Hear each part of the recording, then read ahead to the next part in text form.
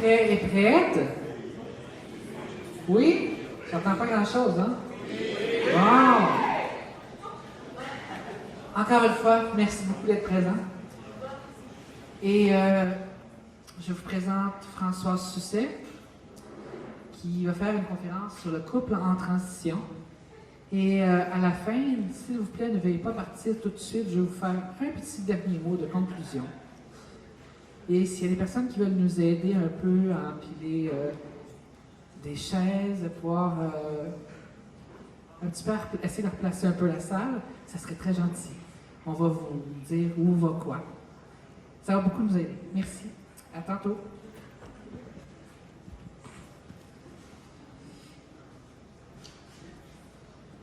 Bonjour. En fait, cette conférence est issue du travail clinique que je fais. Pas seulement avec les couples, malheureusement, c'est pas souvent que j'ai la chance d'avoir un couple en consultation dans le cadre de la transition d'un des deux membres du couple. Mais il est bien certain que quand on parle de transition, on ne parle pas juste d'un individu. Je pense qu'on en a parlé de nombreuses façons aujourd'hui, mais c'est toute la famille qui est impliquée dans une transition et c'est définitivement le couple lui-même qui vit cette transition. De là, mon choix de parler du couple en transition et non pas seulement de l'individu en transition. Alors, partons. Alors, pourquoi parler du couple? Souvent, c'est la source de grande souffrance. Je vous dirais que dans l'intervention, ce que je constate, c'est que la période la plus difficile, parfois dans la transition, c'est la première partie de la transition, quand il y a l'annonce au conjoint ou à la conjointe de la transsexualité, du transgendrisme, du désir, d'apporter des modifications sociales ou physiques à l'individu. C'est une période extrêmement stressante pour le couple, évidemment pour les deux individus dans le couple aussi. C'est important de donner un cadre de référence au couple afin de mieux comprendre ce qui leur arrive. Ce que j'ai constaté, c'est que quand on arrive à prendre un recul et à dire, OK, ce qui est en train de se passer dans votre couple s'inscrit dans des étapes développementales du couple, ça aide à avoir de l'espoir. D'abord que que les choses ne vont pas en rester là où elles sont dans les premières semaines ou même les premiers mois après l'annonce de la transition et qu'il y a une chance que les choses vont évoluer. Alors ça donne de l'espoir quand les situations peuvent sembler très, très divisées, très polarisées et très conflictuelles. La remise en question de la conviction que le couple ne peut pas survivre à une transition qui est souvent partagée par les deux membres du couple. Ça m'est arrivé plus d'une fois d'avoir à corriger dès une première rencontre une personne qui est en cheminement, en transition, qui me dit, je l'ai annoncé à mon conjoint, je l'ai annoncé à ma conjointe, et puis bon, là je déménage la semaine prochaine, c'est fini, etc. Et puis, en creusant un peu, ce qui ressort, c'est que c'était pris pour acquis par tout le monde, qu'évidemment, la transition d'un des partenaires voulait dire la dissolution du couple. Et malheureusement, comme on va voir, une croyance qui est encore très partagée par les professionnels de la santé qui travaillent avec les couples en transition, les individus en transition. Important que l'intervenante se donne la peine de nommer ou d'explorer la possibilité de sauvegarder le couple à long terme. Écoutez, on ne va pas se mentir, il y a très peu de couples qui survivent à une transition et surtout des couples qui sont en transition plus tard, des couples, disons, qui sont ensemble depuis très longtemps ou des couples où l'annonce de la transsexualité ou du statut transgenre de la personne se fait plus tard, à un âge plus avancé. On parlait des jeunes queers. Il y a vraiment une révolution qui s'installe. On parle beaucoup de transgendrisme ou transsexualité, mais on doit, je pense, et surtout dans le milieu francophone, parce qu'il y a des fois des communications qui se perdent un peu entre ce qui se passe dans le monde anglophone et dans le monde francophone, mais ce concept de queer est un concept très important. C'est la déconstruction totale, non seulement au niveau identitaire, mais au niveau orientation sexuelle. C'est l'éclatement de toutes ces cases, de toutes ces boîtes, et qui apporte aussi une grande libération, une grande liberté. Ça n'a pas encore tout à fait fait son chemin dans le contexte du travail, etc., mais je pense qu'on est vraiment à un point tournant où les jeunes couples vont être beaucoup plus en mesure de cheminer dans une transition plus ou moins médicalisée d'un des deux membres du couple. Approche systémique, qui est l'approche que j'utilise. Je suis aussi thérapeute conjugale et familiale. L'approche systémique ne nécessite pas de voir le couple. Souvent, il y a peu ou pas d'ouverture à consulter de la part du conjoint ou de la conjointe, du moins à certaines étapes de la transition. Alors, l'attitude initiale du conjoint ou de la conjointe qui n'est pas trans, c'est pour moi quel problème, c'est toi qui es fou, c'est toi qui es folle. Hein? Et c'est souvent dans ces termes-là, malheureusement, que le message est transmis. Pour soutenir le couple qui vit relativement bien la transition, je vais vous parler bien sûr plus en profondeur des couples qui vivent mal la transition, ceux qui vivent bien la transition ou relativement bien la transition vivent beaucoup moins de crises évidemment, mais il faut quand même reconnaître que même dans les couples où ça se passe très bien, il y a des éléments déstabilisants. Dans le couple. Donc, on peut aussi parler de soutien thérapeutique pour le couple qui va relativement bien, pour renforcer les choses qui vont bien, pour aussi connecter le couple à des ressources et à une communauté surtout. Hein? Alors, si le couple a été considéré un couple de même sexe, ces personnes-là sont peut-être tout à fait connectées à un réseau gay-lesbienne ou même bisexuel. Mais je vous dirais que je vais laisser de côté les bisexuels pour l'instant parce que je vais en parler spécifiquement dans 2 minutes, mais pour la communauté gay-lesbienne, le coming out d'un des deux partenaires, donc le cheminement vers une image sociale d'hétérosexualité fait en sorte que souvent il y a des pertes importantes de connexion sociale, des amis qui s'en vont, qui ne prennent pas, qui ne peuvent pas accepter que leurs amis vivent l'hétéronormativité qu'on appelle. Alors, il y a quand même des stress sur le couple et sur les individus d'un couple. Je mets les bisexuels de côté parce que l'acceptation est nettement plus grande à l'intérieur de la communauté bisexuelle qu'elle ne l'est à l'intérieur de la communauté gay-lesbienne. Et ça, je pense vraiment qu'il faut reconnaître que les regroupements bisexuels et les personnes bisexuelles sont en mesure vraiment d'apporter quelque chose à ces discussions-là dans la communauté gay-lesbienne.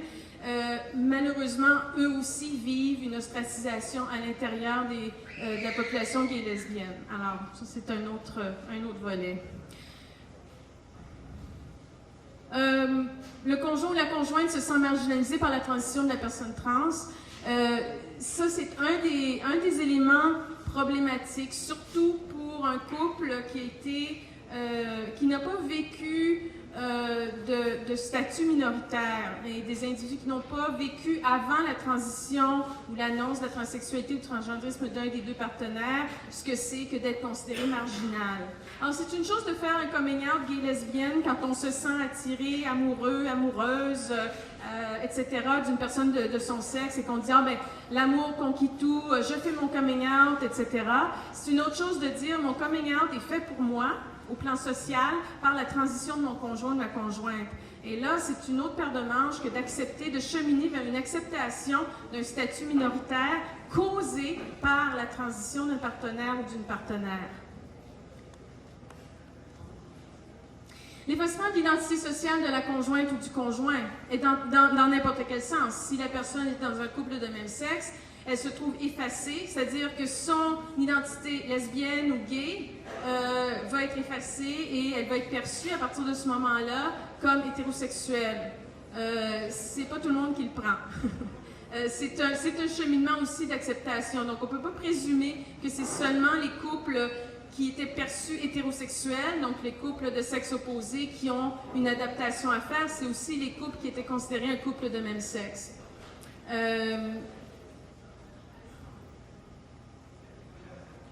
C'est important d'avoir des espaces, d'être capable de retrouver des nouveaux espaces sociaux dans lesquels former de nouvelles attaches, souvent à l'intérieur de la communauté transsexuelle. Donc, comme les personnes gays et lesbiennes trouvaient une communauté gay et lesbienne et ont des amis gays et lesbiens, les personnes transsexuelles et donc les conjoints ou les conjointes qui étaient dans la communauté gay et lesbienne se retrouvent aussi à l'intérieur de la communauté trans.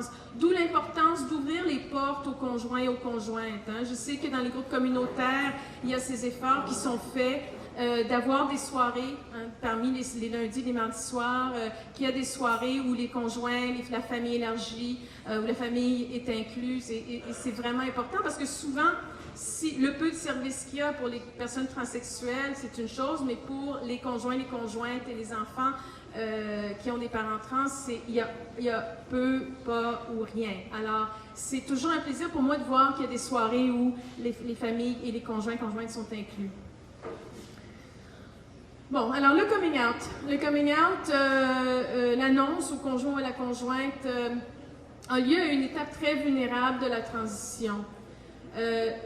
Une étape où la personne a peu ou pas de réseau de soutien. Il faut savoir que les groupes communautaires, pour aller vers un groupe d'identification, pour aller vers un groupe où on va rencontrer d'autres personnes trans, d'autres personnes queer, il faut déjà avoir fait un certain cheminement en soi-même pour s'accepter. Et quand la honte est trop grande, quand la souffrance est trop grande par rapport à sa propre identité, son propre cheminement, c'est très difficile de penser à aller vers un groupe. On a peur d'aller vers un groupe. Donc, le coming out se fait à une période où la personne est très isolée, a peur souvent d'aller vers les groupes communautaires ou bien n'a pas l'énergie de faire ce pas-là. Et il y a aussi un manque d'information souvent par rapport à tout, la transition, la possibilité de vivre sa vie d'homme ou de femme de façon confortable quand c'est ce qui est désiré, etc.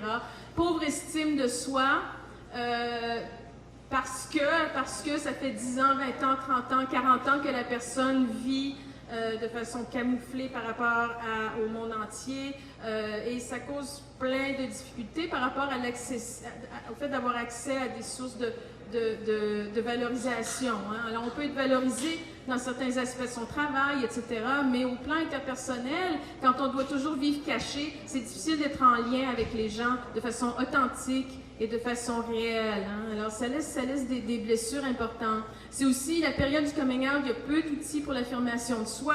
C'est pas vrai là qu'on va aller revendiquer nos droits quand on est à ce stade-ci de la transition. C'est la période la plus ardue à bien des niveaux et on est loin d'être capable de dire « je suis fière, je suis trans et je vais aller revendiquer quoi que ce soit ».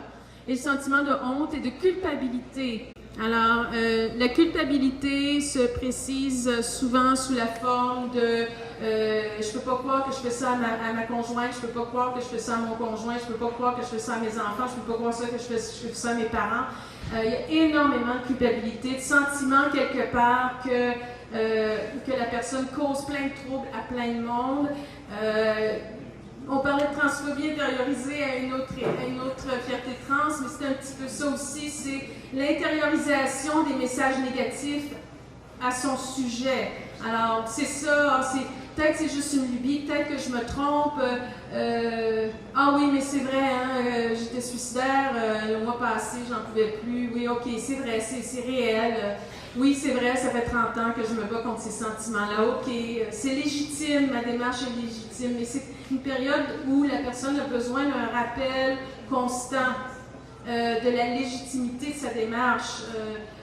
Parce qu'il y a un lot de culpabilité important qui est associé à cette période-là.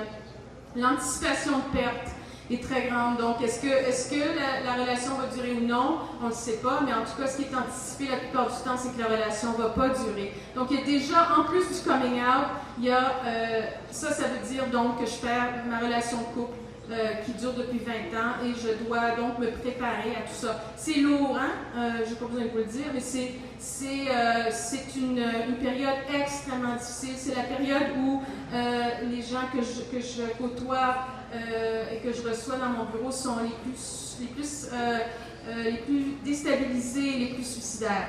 Alors, c'est la période de temps où on se dit, plutôt que de se causer tout ce trouble-là à soi-même et aux autres, ce serait peut-être mieux de disparaître. Alors, période extrêmement difficile. Je vais vous parler des étapes du deuil de Kubler-Ross. Écoutez, c'est un modèle comme un autre, mais ce que je constate, c'est que ça s'applique quand même relativement bien. Alors, je m'en sers pour parler un petit peu des différentes étapes par lesquelles je vois les couples passer. Alors, les étapes, c'est le choc, qui correspond à la période de coming out, le déni, la colère, le marchandage, la tristesse et l'acceptation. Kubler-Ross est une psychiatre qui a développé ce modèle par rapport à la mort. En fait, c'était la première psychiatre, en parlant de marginalisation, c'est la première psychiatre qui a osé parler dans le domaine médical du fait que les gens meurent et qu'il faudrait peut-être se pencher sur les étapes que vivent les gens quand ils ont une maladie et qui sont en voie de décéder. Et elle a été complètement ostracisée dans sa communauté psychiatrique et médicale pour oser parler de la mort, évidemment. La médecine étant en grand déni face à ce fait de la vie et se sentant personnellement attaquée lorsqu'un patient meurt, comme si ils avaient le pouvoir à ce point-là. Chacun vit ses étapes à un rythme différent et chaque couple vit à un rythme différent. C'est pas linéaire, même si je vous le présente de façon linéaire. Les étapes du deuil, ça peut être des va-et-vient entre le choc, le déni, la tristesse, on retourne à la colère, etc., etc. Donc, c'est pas linéaire comme processus. C'est circulaire et concomitant, ça peut arriver en même temps, ça peut être vécu parallèlement aussi. Les étapes donnent un cadre de référence aux deux membres du couple. Je trouve que c'est un modèle utile à avoir à l'intérieur même d'un couple où tout a explosé, c'est la tempête totale et les deux individus se sentent vraiment dépassés. C'est comme, bon, OK, là, ce qui est en train de se passer, c'est telle chose. Et j'ai souvent vu que c'était un modèle qui rassurait et qui normalisait des émotions qui sont vécues comme étant tout sauf normales. Ça permet donc d'avoir un sentiment de maîtrise sur ce qui est en train de se passer à l'intérieur de chacun des deux individus du couple et dans le couple lui-même. Permet de se comprendre, permet de comprendre l'autre. Important. Le choc. Chez la personne trans, donc, je vais parler de la personne trans puis du conjoint, de la conjointe un peu, parce que c'est pas vécu de la même façon. C'est des pertes de repères. La vie est chamboulée, la personne est déménagée dans la chambre du sous-sol, la conjointe ou le conjoint ne parle plus. C'est vraiment, tout est déplacé par rapport à la façon dont le couple fonctionne normalement. Il y a une paralysie aussi dans ce choc pour la personne trans, un sentiment vraiment de terreur et un sentiment de rejet profond qui est vécu. Une remise en question aussi de ces décisions, comme j'ai dit, c'est vraiment l'étape du va-et-vient, c'est vraiment l'étape du « peut-être que je peux faire autre chose, non, c'est pas ça, je vais pas de l'avant ». Pour la conjointe ou le conjoint, c'est aussi la perte de repères, c'est bien clair, c'est aussi la paralysie. C'est la remise en question de ces décisions 20 ans auparavant. Peut-être que j'aurais pas dû épouser cette personne-là, ou peut-être que j'aurais pas dû faire des enfants avec cette personne-là, qui sont des remises en question souvent qui sont partagées à voix haute, et qui sont extrêmement souffrantes, bien sûr, pour la personne en transition à entendre. Remise en question du sens de la relation, est-ce que c'était un mensonge, est-ce que la personne m'a menti, est-ce que, en fait, elle m'a jamais aimé, ou comment est-ce que ça a pu être de l'amour, puisqu'il y a eu ce grand secret entre nous. Alors, ça aussi, c'est souvent la réalisation qu'il y avait une dimension d'authenticité qui était pas possible dans cette relation avec une personne qui les aimait, mais qui ne pouvait pas être complètement elle-même dans la relation.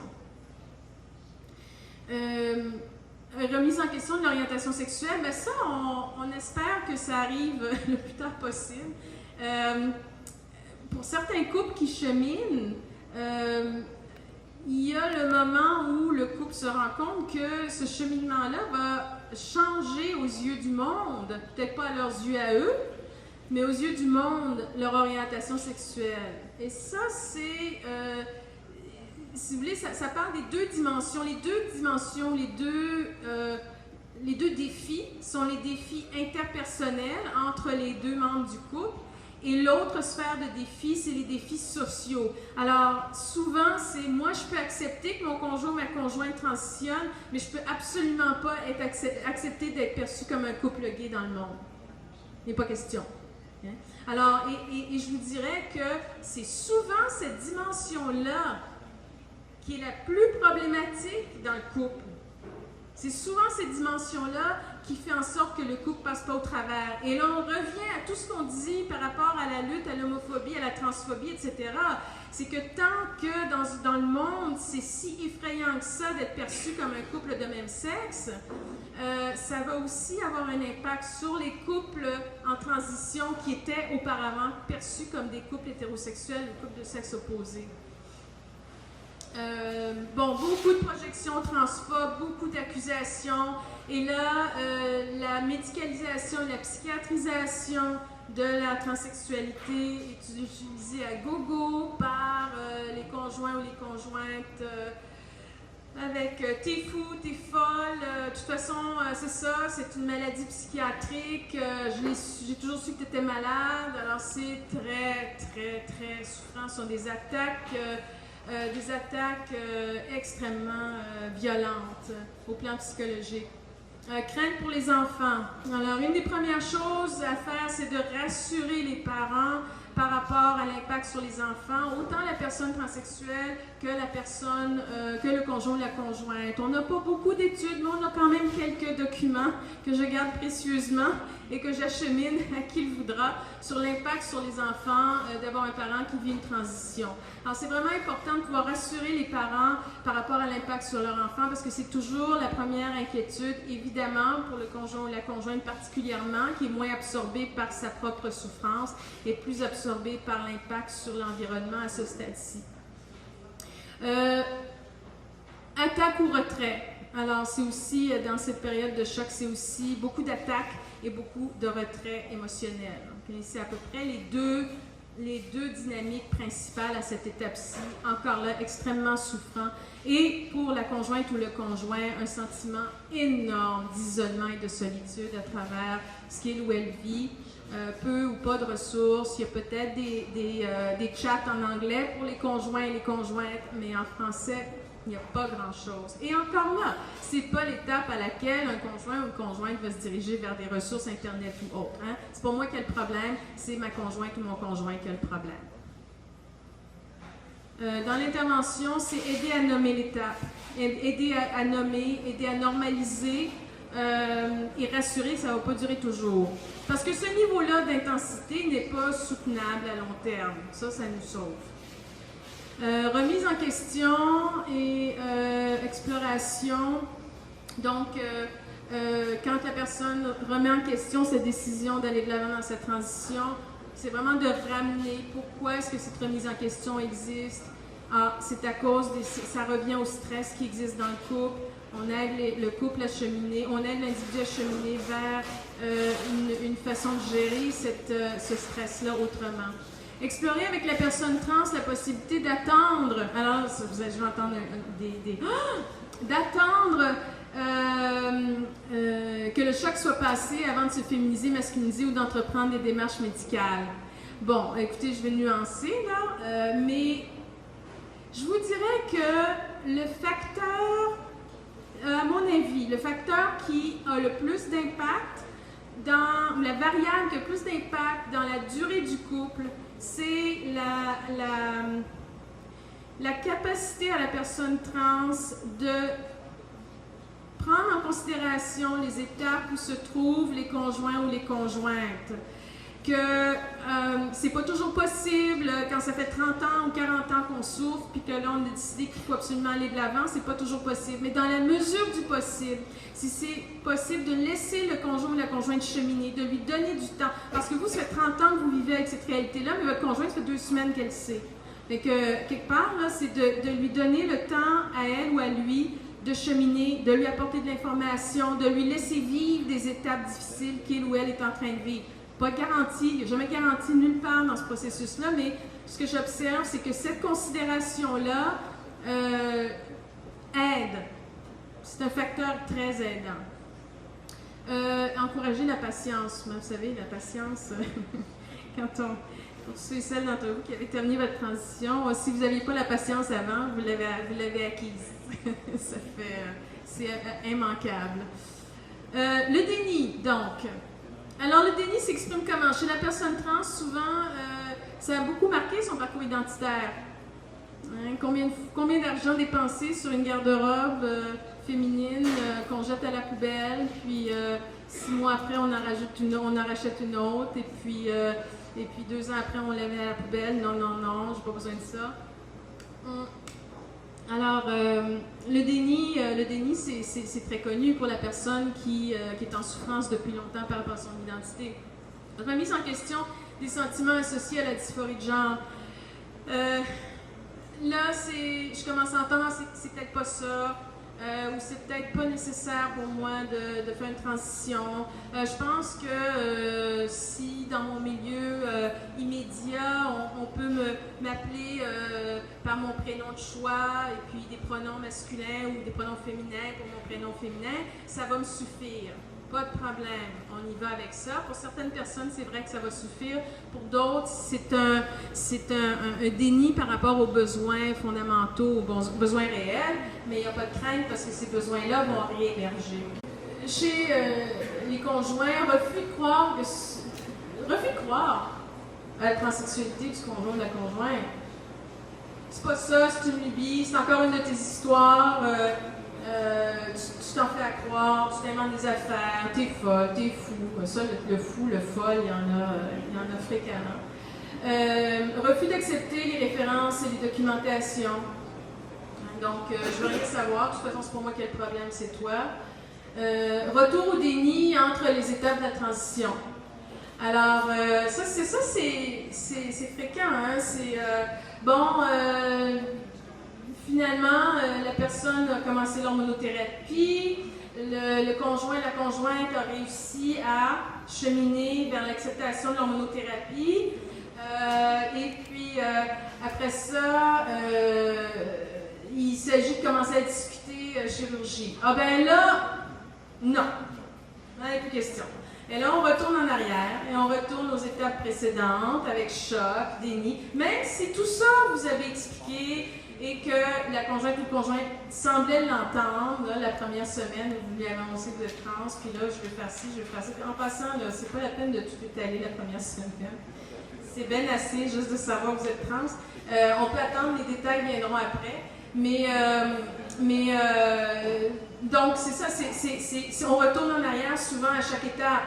C'est comme, ben là, tu vas pas faire ça, c'est pas vrai, ou tu vas pas en parler à une telle, tu vas pas en parler au travail, tu vas pas en parler à l'école de notre enfant, mais c'est comme, ça se cache pas. Ça se cache pas. Alors, quelque part, c'est aussi de comprendre qu'une fois que l'hormonothérapie est commencée, on a enclenché quelque chose de gros. Hein? Pour les personnes qui ne sont pas au courant, ils se réfèrent toujours à la chirurgie, aux chirurgies, mais ce n'est pas les chirurgies qui ont le plus grand impact au plan social. Hein? C'est les hormones. Alors, souvent, c'est le refus d'accepter donc les différentes étapes. Retour au déni entre les étapes et le retour au déni, c'est le retour au calme. Ah, on accepte. On accepte, mais c'est important de savoir que ce calme-là, s'il est ancré dans le déni, il ne va pas durer. Il ne va pas durer, et donc, ça va être important au moins pour la personne trans qui sait très bien que là, il y a une date qui s'en vient là, pour aller rencontrer le chirurgien, de savoir qu'à un moment donné, c'est un peu le calme avant la tempête et ça va de nouveau être la tempête à gérer. Intervention. Alors, si le déni perdure, confrontation douce, alors du déni de la personne trans aussi, quand ben là, ça va super bien avec ma blonde. OK? Mais là, est-ce que vous lui avez parlé du fait que vous allez pour une chirurgie de la poitrine? Ben, j'en avais parlé là, il y a 2 ans, mais je sais pas, là, Pensez-vous que je devrais m'en parler? Ben, vous y allez dans 2 mois, ce serait peut-être utile d'en parler. C'est donc de dire, ben c'est bien plate, hein, mais vous allez devoir ramener votre transsexualité de l'avant. Puis donc, encore une fois, vivre potentiellement une tempête dans le couple. Le déni de la conjointe et du conjoint, ben, c'est associé au déni aussi de la personne trans, mais c'est aussi une espèce de tout va bien. Hein, c'est ben là, mon conjoint prend des hormones depuis 2 mois, là, puis je trouve que ça va bien, là, je vois rien. Sauf que son conjoint, c'est une conjointe, puis qu'elle prend de l'estrogène, que ça va paraître à un moment donné. Mais là, c'est comme, c'est pas si pire! C'est pas si pire, la transition. Donc, c'est aussi cette formule de déni. Et évoquer la possibilité que la tempête ne soit pas terminée.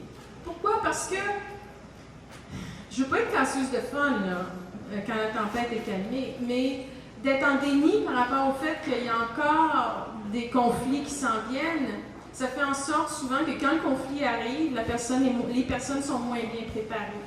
Ce que les études nous disent, c'est qu'en fait, d'être conscient des défis qui s'en viennent nous prépare mieux que de les mettre de côté et faire comme s'ils n'allaient plus revenir, ces conflits-là. Donc, la colère. Alors là, c'est une étape assez problématique. Chez les personnes trans, et c'est pas vécu au même moment. Hein. Ça, c'est la colère pour les personnes trans, c'est vécu beaucoup plus tard en général que pour les conjoints et les conjoints. Permet de mettre les limites, d'avancer dans son cheminement. Puis ça, c'est la période où la personne trans dit « Là, j'en ai assez de vivre toute l'agressivité que je vis par rapport à mon conjoint, ma conjointe. Et je mets des limites. Parce que ça suffit. Hein? Parce qu'au début, il y a tellement de culpabilité, il y a tellement de malaise, il y a tellement de c'est ça, je suis en train de tout déstabiliser dans la vie de mon conjoint, de mes enfants, etc., que j'aime mieux pas trop pousser. Mais là, c'est comme ça fait. Parce que c'est bon pour personne de laisser aller les choses trop loin. Et là, alors là, chez le conjoint, la conjointe, c'est souvent agressivité verbale et psychologique, menaces, insultes, s'il y a des enfants, la menace d'enlever les enfants, la menace que tu n'auras plus accès aux enfants, je t'amène en cours, avocat, etc. Il n'y a pas énormément, il n'y a pas de jurisprudence au Québec, il y en a au Canada. C'est à éviter, on essaye d'éviter le plus possible, hein, que ça aille jusque-là, mais disons que c'est souvent l'endroit où la personne va se retrouver attaquée. Ça augmente le sentiment de culpabilité, de honte chez la personne trans, donc ça c'est à gérer, c'est sûr, et augmente aussi les idéations suicidaires. C'est à ce moment-là que la personne est le plus à risque d'agir suicidaire. C'est aussi important en tant qu'intervenant de recommander une séparation physique. Je suis thérapeute conjugale, je suis très pro-couple. Je suis très biaisée pour la survie du couple, mais pas à n'importe quel prix. Et il y a des situations qui vont possiblement réussir, des couples qui vont pas mal réussir ou possiblement réussir à passer au travers. Mais pour passer au travers, il faut qu'il y ait quand même une limite par rapport aux blessures apportées à la personne trans. Il y a des attaques qui sont tellement virulentes, tellement agressives, d'une violence telle que quand toute la poussière va retomber, ça aura causé des blessures qui vont être difficilement réparables dans le couple. Pas impossible à réparer, mais difficile à réparer. Donc parfois, la séparation physique, et je vous assure qu'il y a très peu de situations où je recommande ça, mais il y a des situations dans les couples en transition où je recommande une séparation physique. C'est-à-dire que le couple continue de se voir, mais ça permet aux deux de vivre ce qu'ils ont à vivre. Ça permet au conjoint ou la conjointe de vivre sa colère sans que ce soit aussi destructeur pour la personne trans. Ça permet à la personne trans de cheminer parce que souvent, on lui a demandé de mettre de côté complètement sa transition. Alors oui, peut-être qu'elle prend des hormones, mais elle ne peut pas s'habiller comme elle veut, elle ne peut pas se maquiller, elle ne peut pas se bander la poitrine, elle peut pas. Alors, il y a plein de limites qui sont imposées par les conjoints pour pouvoir arriver à un niveau d'acceptation du conjoint de la conjointe trans. Et il y a moins de compromis quand les deux ne vivent pas sous le même toit. Alors, c'est une possibilité et je vous dirais que dans certains cas, c'est en fait quelque chose qui aide à la survie à long terme, à la survie du couple. Et leur donne à chacun un espace dont ils ont tous les deux vraiment besoin. L'intervention, aider la personne trans à évaluer le niveau de dangerosité. J'ai des cas de violence physique, des clients et des clientes qui ont vécu de la violence physique par leur conjoint et leur conjointe.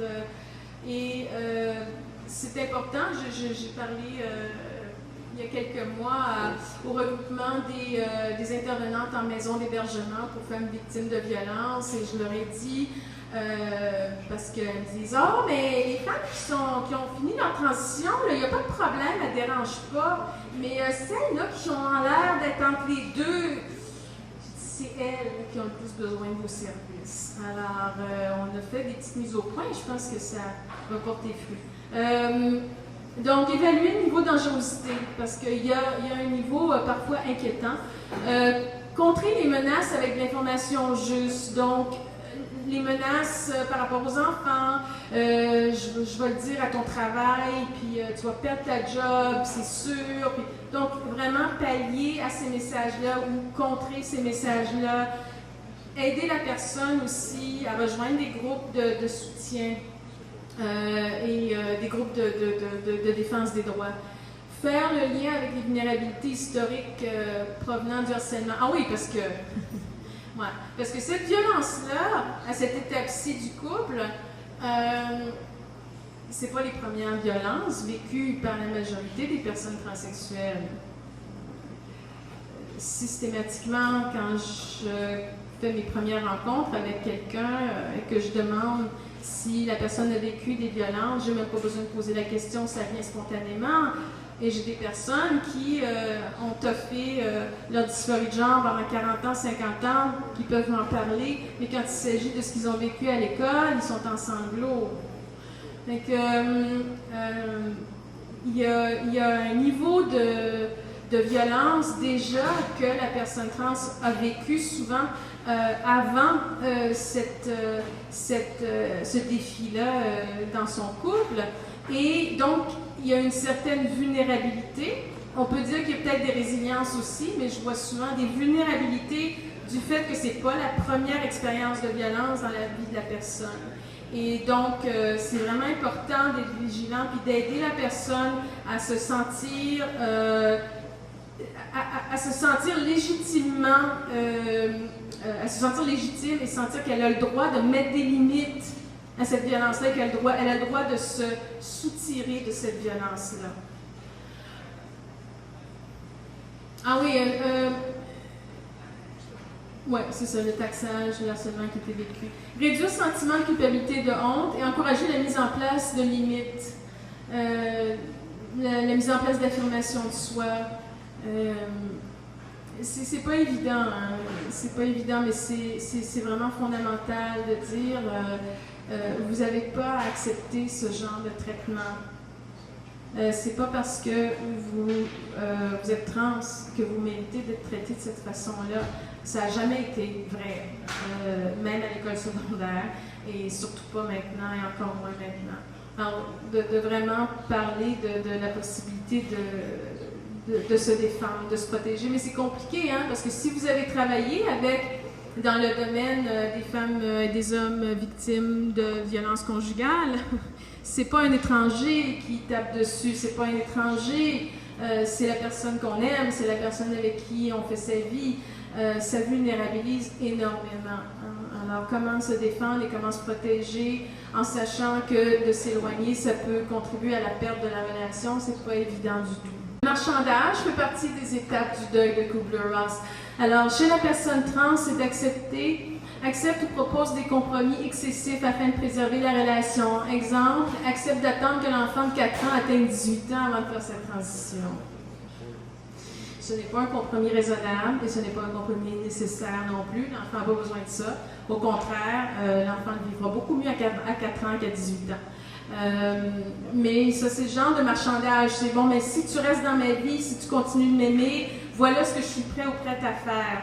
Mais il y a des compromis qu'on fait qui coûtent beaucoup trop cher, psychologiquement, émotionnellement. Alors, c'est important d'être capable de vraiment distinguer et d'aider la personne à cheminer dans qu'est-ce que ça va lui coûter de faire cette démarche-là ou non. C'est pas à nous de décider pour elle, mais c'est à nous de voir mais quel impact ça va avoir d'attendre encore 15 ans ou 16 ans pour ta transition quand tu es arrivé dans mon bureau il y a 3 mois en me disant que là, tu te suicides si tu ne peux pas avancer.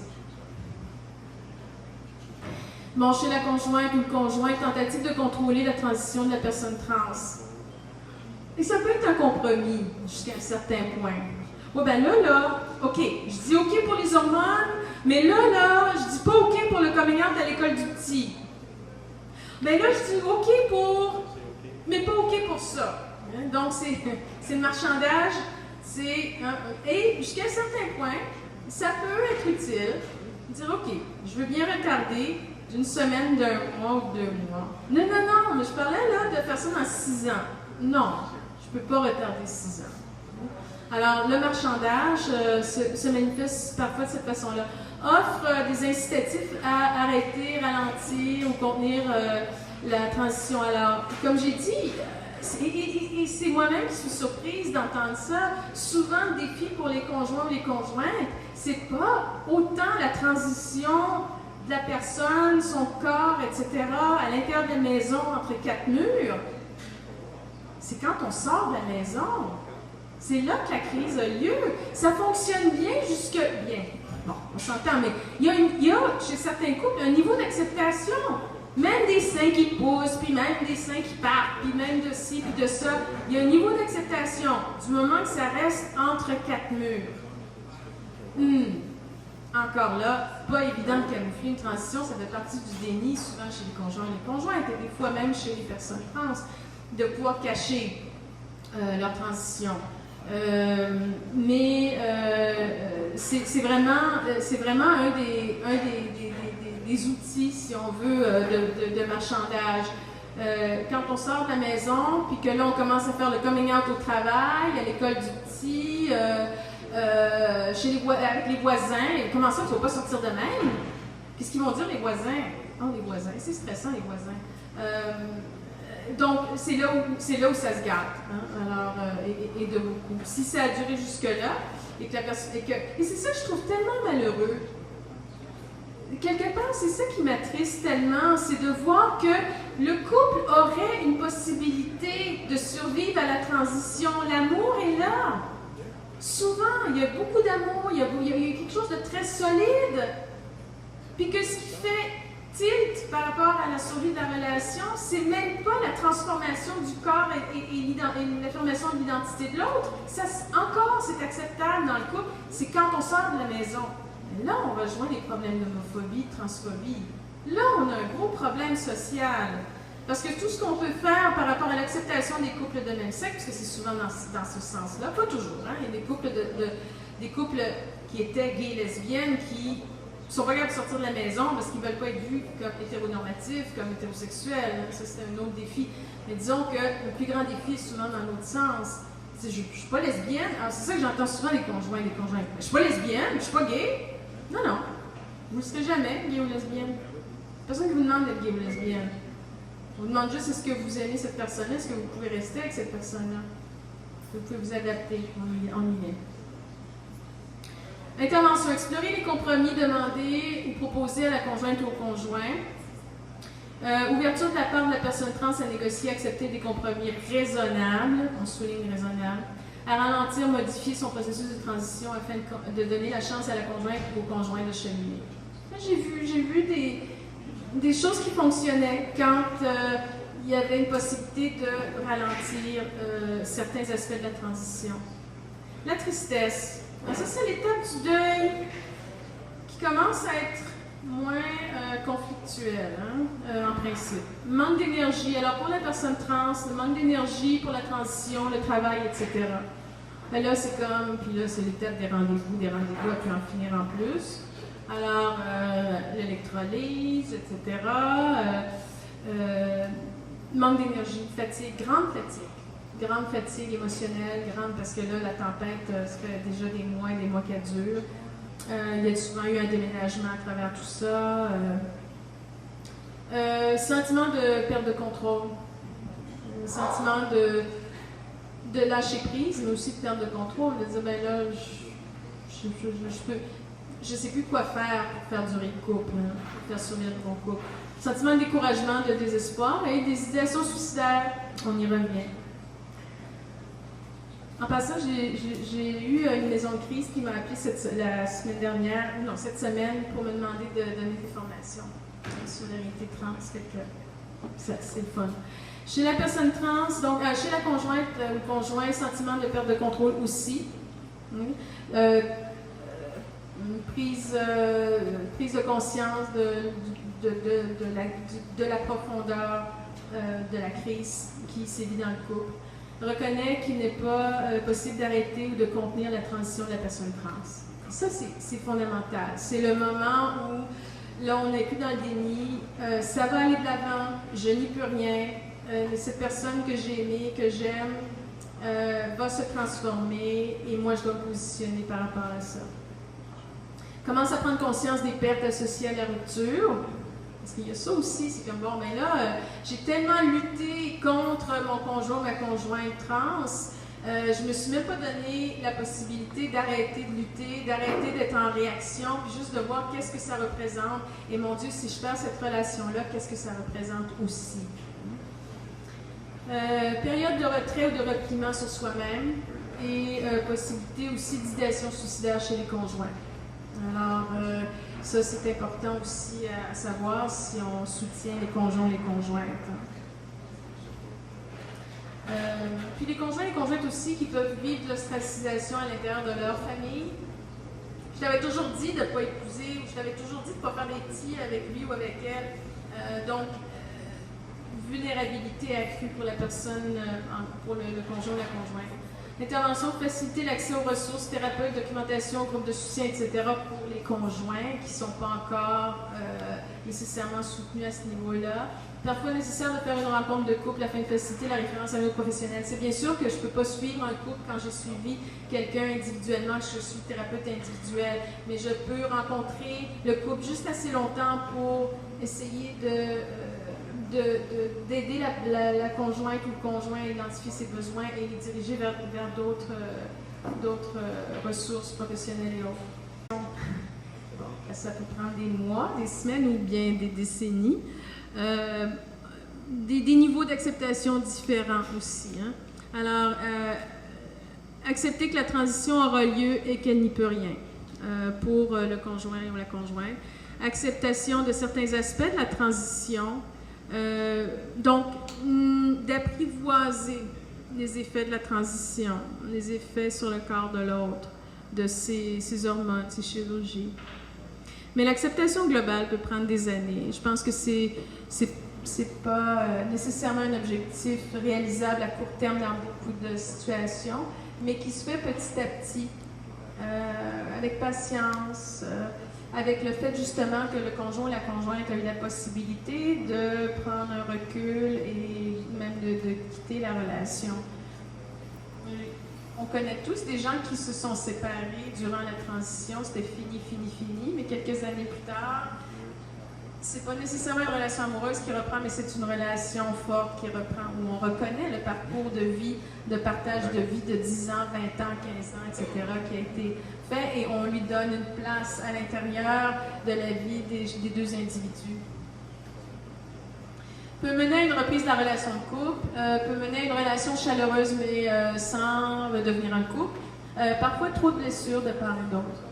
Et c'est ça que j'essaye de voir au fur et à mesure, c'est est-ce que vraiment le niveau d'agressivité, le niveau de colère a été tel que les blessures sont trop profondes. Il y a des choses, vous savez, qu'on dit qui sont difficiles à reprendre. Voilà. Bon, la question d'orientation sexuelle, le corps transsexué, émergence d'une bisexualité. Bon, il y a plusieurs choses. Alors, je pense que c'est difficile pour la personne transsexuelle qui veut être vraiment reconnue comme homme ou femme. Alors là, on parle du système binaire. moi je suis un gars à l'intérieur, moi je suis une femme à l'intérieur, je vais être reconnue comme telle. Mais je pense que pour les conjoints doivent avoir un espace pour se faire leur propre modèle de ce que devient leur conjoint ou leur conjointe, de ce que devient l'être aimé. Le corps, c'est le corps transsexué, donc c'est le corps qui se transforme. Ça n'aura pas le même sens nécessairement pour les deux conjoints.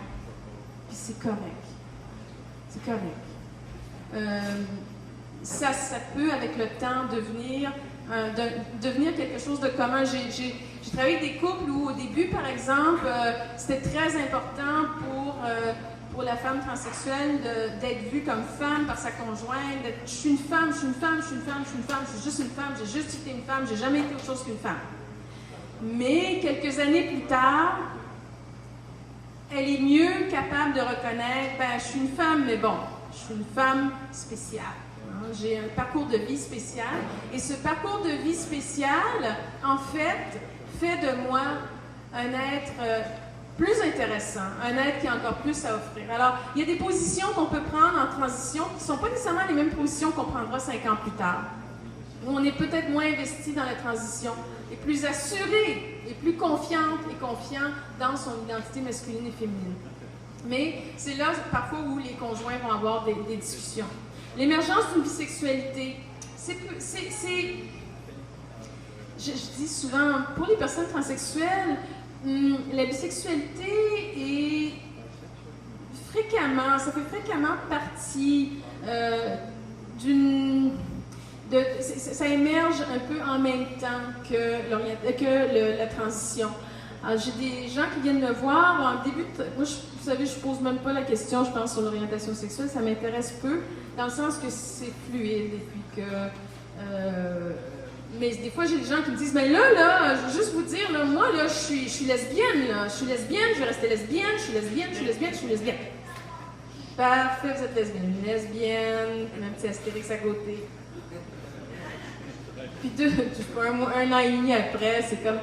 Mais là, vous savez, je commence à me poser des questions. Je commence à trouver que j'ai une attirance pour les hommes. Vraiment. Bon, alors, il y a l'effet des... Je considère l'effet des hormones, ils sont pas quelque chose. Je pense qu'il y a aussi beaucoup plus de gens dans notre population qui ont une bisexualité latente, qu'on est beaucoup plus bisexuel, qu'on ne veut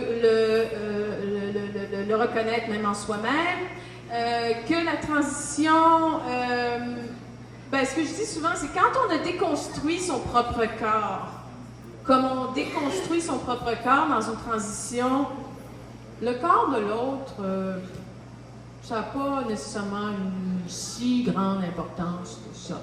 Et l'identité, comme on a vécu une fluidité par rapport à notre propre expression identitaire, on était perçu comme homme, on était perçu comme femme, on a une grande ouverture par rapport à la masculinité, la féminité de l'autre et le corps de l'autre en correspondance. Donc, mais ça là, dans un couple qui a survécu jusqu'à maintenant, c'est menaçant. Parce que là, la conjointe ou le conjoint qui a bien appuyé, a bien soutenu l'autre, son conjoint trans, entend des choses comme j'aimerais ça essayer avec un gars. Tu dis comme, voyons. Mais souvent, c'est quelque chose qui, si c'est vécu, je ne dis pas que c'est toutes les personnes trans qui vivent ça, évidemment, mais quand il y a une bisexualité, souvent, ce que j'entends aussi avec ça, c'est j'ai une curiosité, j'ai des organes génitaux transformés, j'aimerais bien ça les essayer avec d'autres mondes, d'autres sexes, mais je respecte mon conjoint, ma conjointe, et je respecte aussi le parcours qu'on a fait ensemble, et je respecte mon engagement dans ce couple-là. Mais il faut savoir que c'est un élément qui peut être déstabilisant dans les couples et pour les conjoints et les conjointes qui acceptent la transition, qui accompagnent. C'est parfois aussi, oui, mais là, est-ce que je vais être encore la personne qu'il ou elle va vouloir dans sa vie après la transition? Alors ça aussi, c'est un facteur déstabilisant.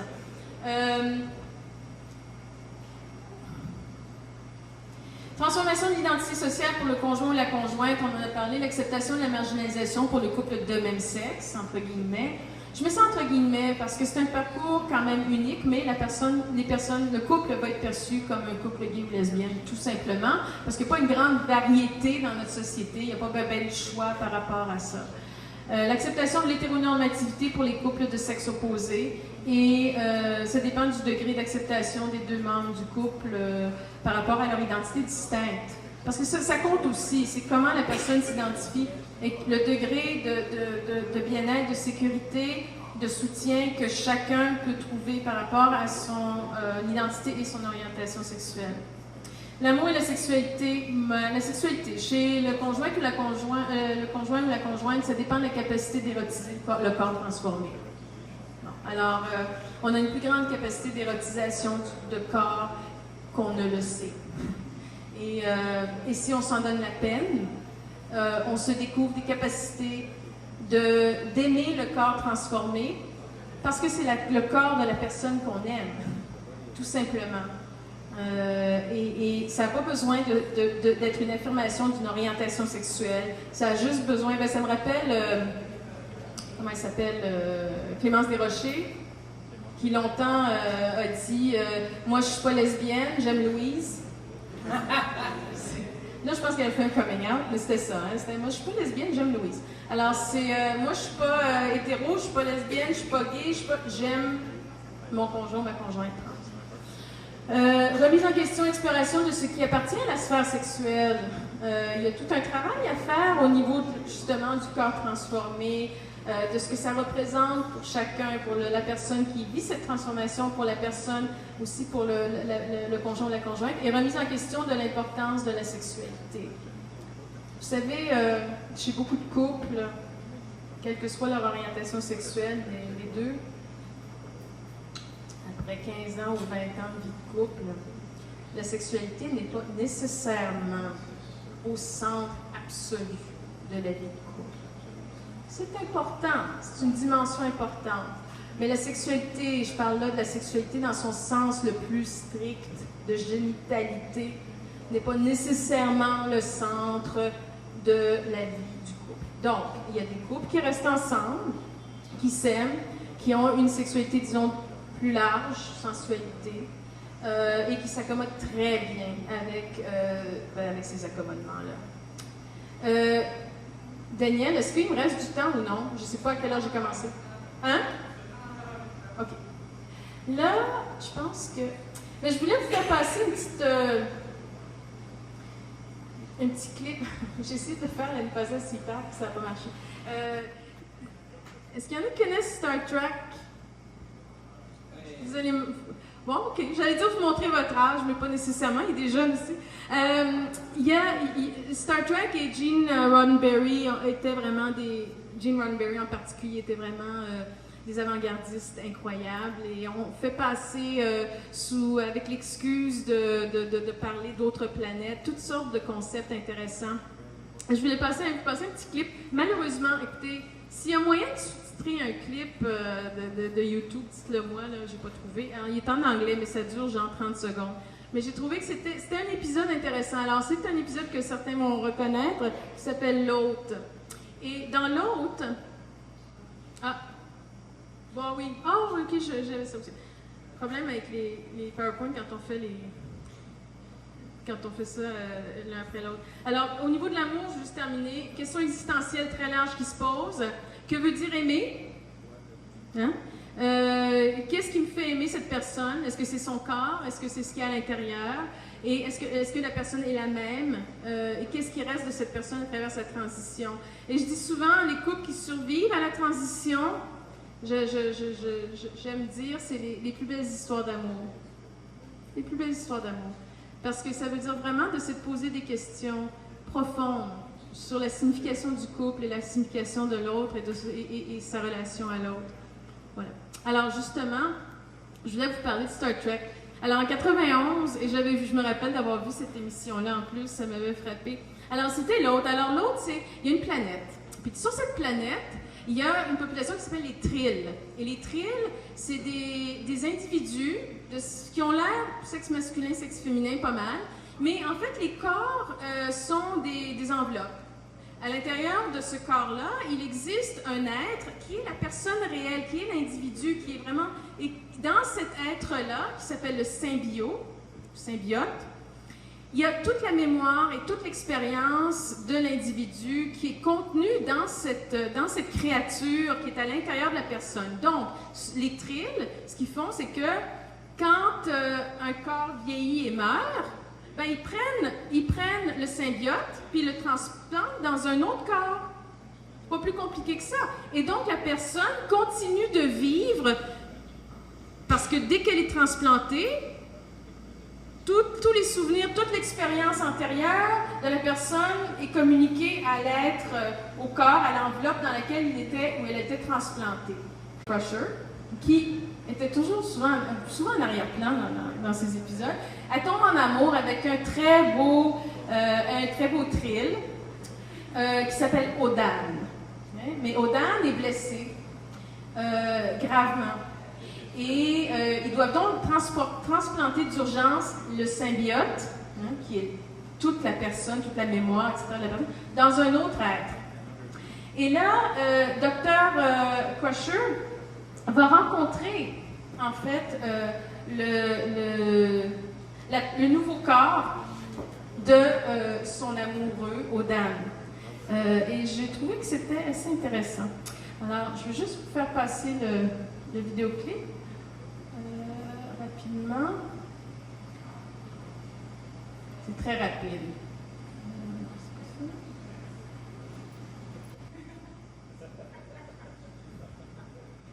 Je trouve que c'est une fin appropriée.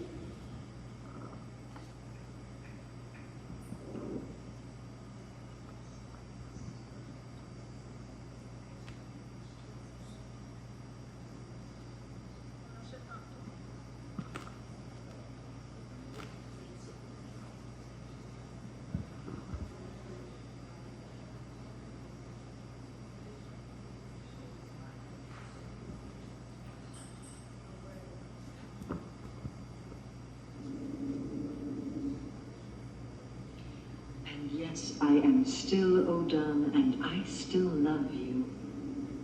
I cannot imagine that ever changing. I'm glad that you're all right. Is there to be nothing more? Perhaps it is a human failing, but we are not accustomed to these kinds of changes. I can't keep up. How long will you have this house? What would the next one be? I can't live with that kind of uncertainty.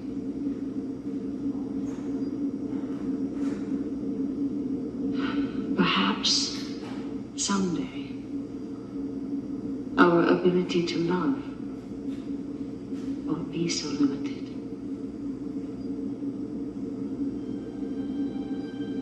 I understand.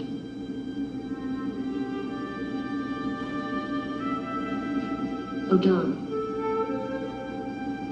I do love you. Please remember that.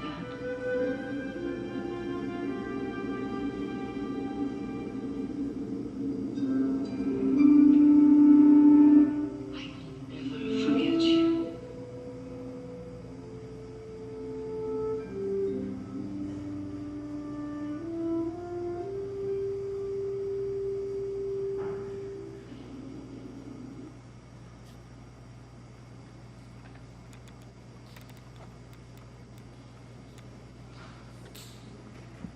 Voilà.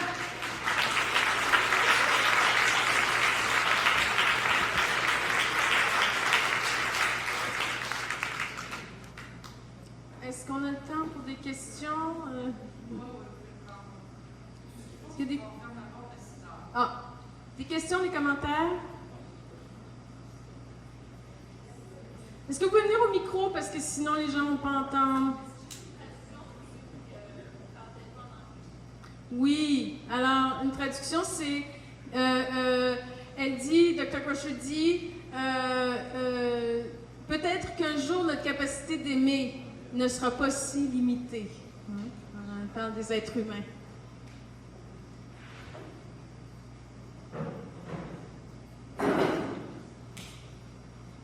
Il y avait une autre main levée? Oui?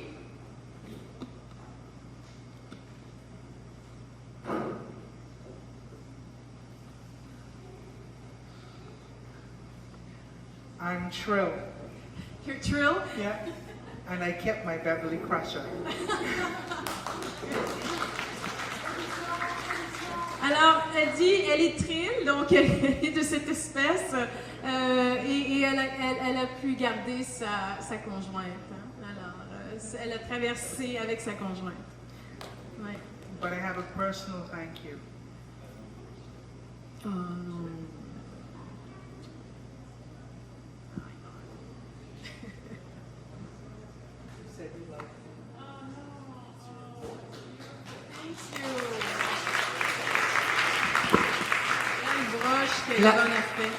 La petite histoire, c'est que, bon, Yvonne est joaillière et elle avait fait pour moi et elle une pin trans et Françoise l'a trouvée belle. Et Françoise a eu la première pin, la première de toutes, qui, probablement dans les années à suivre, si vous en voulez, vous allez pouvoir en avoir quand sa compagnie va être établie ici. Quand sa compagnie va être établie ici, on va pouvoir en vendre. Fait que Thank merci. you, Yvonne. I'll let you pin it.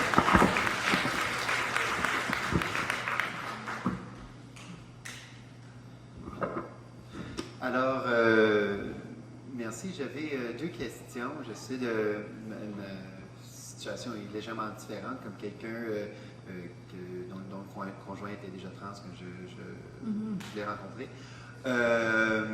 Mais deux enjeux qui sont surgis dans notre couple, c'est peut-être aussi le cas pour, dans certains autres.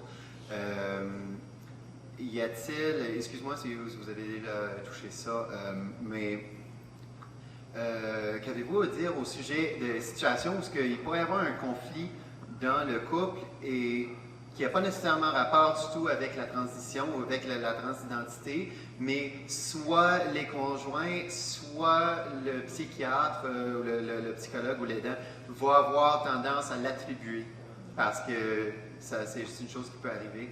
Je pose la deuxième ou je vous laisse répondre tout de suite? Ouais. Puis, un aspect qui m'intéresse dans ma façon de voir les choses, qui peut être difficile à confronter, c'est les différences dans le privilège, où ce qu'on est confronté au fait que, en tant que personne cis-sexuelle, je bénéficie de certains avantages que dans la société et que mon partenaire fait face à plusieurs sortes de discriminations que je connais, que j'expérimente pas. Et ça peut être un stresseur dans le couple. Qu'est-ce que vous auriez à mentionner à ce sujet-là? Restez parce que je vais oublier une des deux questions, c'est sûr. Je vais commencer avec la deuxième. C'est sûr que chacun vit des stress différents. Je dirais qu'un des stress pour les conjoints qui sont pas trans, c'est aussi toute la souffrance que vit l'être aimé.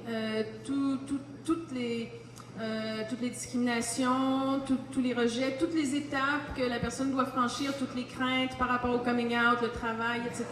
Donc, il y a tout ça aussi que la personne doit assumer. Moi, je pense que pour la personne qui n'est pas trans, qui est en couple avec une personne trans, ben, il y a des années, j'ai assisté à une conférence prononcée par une grande militante poète américaine du nom de Audre Lorde, qui est malheureusement décédée aujourd'hui. Et puis, elle a dit quelque chose que j'ai trouvé très profond. Elle a dit « Arrêtez de demander pardon pour votre privilège et servez-vous-en ». Et je pense que si on a des privilèges en tant que personne non trans, à ce moment-là, c'est peut-être de diriger cette énergie vers justement le travail que vous faites, qu'on fait pour que les choses changent. Et je pense que ça, c'est d'être allié à la communauté trans, c'est un grand privilège et ça fait partie aussi de ce qu'on peut offrir. Et la première question, c'était... Si on risque d'attribuer des choses... Ah oui, on a la même chose. Vous savez, les couples de même sexe qui sont pas trans, qui vont chez les psys, puis Tigus, il y a des problèmes. Ah ben ça doit être parce qu'il n'y a pas de représentation, pas de modèle masculin adéquat à la maison parce qu'il est élevé par 2 lesbiennes. N'importe quoi. Alors le problème, c'est encore une fois, c'est des ressources qui sont pas nécessairement appropriées, dans le sens que les gens n'ont pas la formation nécessaire pour être capables de comprendre que la transsexualité, comme l'homosexualité d'un couple ou d'un individu, n'est pas en soi le problème ou un problème, mais c'est bien sûr que, étant donné qu'on vit un statut minoritaire, on peut vivre des stress supplémentaires qui font que... Alors, d'être capable de défaire, de départir toutes ces choses-là, mais ça demande déjà une connaissance des réalités LGBTQ, etc. Et ça, c'est la toile de fond pour n'importe quel intervenant. S'il n'y a pas ça, l'intervention, la personne va être perdue dans son intervention. Merci beaucoup pour votre intervention que j'ai beaucoup aimée. Une petite question que j'ai, dans votre exposé, on entendait beaucoup des couples qui étaient au départ hétérosexuels et où le conjoint, la conjointe fait une transition. Mais on a peu entendu sur des couples qui étaient au départ de même sexe et dont une des deux est en transition. Est-ce que par exemple, dans l'exemple que vous avez donné à la fin, où il y a une certaine bisexualité qui peut s'installer d'un côté ou de l'autre, est-ce que par exemple aussi la personne en transition va aussi connaître une bisexualité par exemple, si au départ c'était un couple de même sexe? J'aimerais entendre un peu plus. Là où il y avait distinction à faire, j'ai fait distinction. Autrement, ce que j'ai dit s'applique pas mal de la même façon aux couples qui partaient du fait d'être perçus comme couple de même sexe. C'est-à-dire, oui, absolument. Il peut y avoir une exploration de sa bisexualité quand le couple était considéré un couple de même sexe, et que ça peut être tout aussi menaçant à la personne non trans dans le couple, oui. Mais essentiellement, ce que j'ai présenté s'applique presque de la même façon, à part les fois où j'ai fait la distinction, dans les étapes du deuil. Ah oui. Avec une colère profonde, un sentiment de... Je dirais que peut-être l'élément pour un couple qui est parti d'un couple de même sexe, c'est le fait souvent d'avoir traversé ensemble tellement d'adversités et de sentir tout d'un coup que l'autre lâche. Alors c'est ça, maintenant c'est comme un betrayal, une trahison, merci. C'est comme une trahison de la cause. Hein. C'est comme là, on était associés ensemble, puis maintenant, tu veux qu'on soit un couple hétéro. Après toutes ces années de lutte, après toutes ces luttes à être acceptés et à vivre avec l'homophobie, l'hétérosexisme, là, tout d'un coup, instantanément, ta transition va faire de nous un couple hétéro. Il y a beaucoup de gens qui ne prennent pas. C'est encore là, souvent, par rapport à la perception extérieure, pas nécessairement par rapport à ce qui se passait dans le couple, où là, il y aurait une plus grande capacité d'adaptation.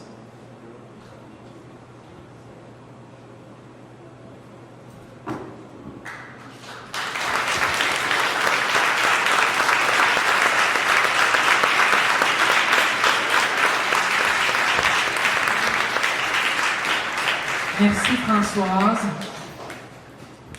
Ne partez pas tout de suite, j'ai des petits mots à vous dire. Je vais commencer par remercier vite toutes les personnes qui, si j'en oublie, je m'en excuse. On va commencer. Merci à tout le monde d'avoir été présent à cette journée. C'était vraiment superbe, la salle est décor, donc je suis heureuse. Je remercie le CA, Maude Demers, Christine Papineau, Nathalie Darvaux qui a fait des sandwichs, Marie-Marcel Godbout, Sandrine Marquis, Catherine Desrochers. Il y a aussi Maude Demers qui a fait des sandwichs. Désolée. Notre traducteur de la journée depuis plusieurs années, Jean-François Cyr, depuis 8 ans, depuis le début. Alors, merci beaucoup pour ta patience. Bon, merci beaucoup à nos bénévoles. Pascal à la cafétéria. Christine à la traduction. Marie-Pascal à la traduction à la cafétéria. Daniel, comme homme de main, un peu partout, qui s'éparpille pour nous autres, super fin, puis qui en même temps fait beaucoup de commissions en auto pour nous autres aussi. J'étais rendu à Daniel. Lise, qui était à la caisse, qui nous aide beaucoup aux finances de la TQ aussi. Là, j'étais rendu à du monde qui était parfait. Oui. Jean-Noël, homme de main aussi, l'homme de mairie de Marie-Marcel. Geneviève Philippon, Alexandre Leblanc et Yann Abo, qui étaient caméra photo et vidéo. Merci beaucoup. Merci aux conférenciers, Michel Campbell, Françoise Sousset, Marie-Ève Baron et ses enfants, France et Yana, Lynn Chamberlain, Nathalie Duchesne. Merci à nos commanditaires, le Centre 2110, Dr Brassard, Dr Ben Simon, Queer McGill, Fondation Émergence, CCGLM, Aztec, CSN, ACCM, Cooper McGill, Cooper Concordia, À Deux Mains, IRI Montréal qui nous a prêté leur projecteur. Merci aussi à Anaïs de Sherbrooke qui a fait un don. Je ne sais pas son nom de famille. Simplement, merci. Merci à Esthétique Maya aussi. Merci à Denis Daniel Boulay qui a fait nos communiqués de presse. Et merci au concierge pour sa patience avec moi depuis le début de la journée, Benoît.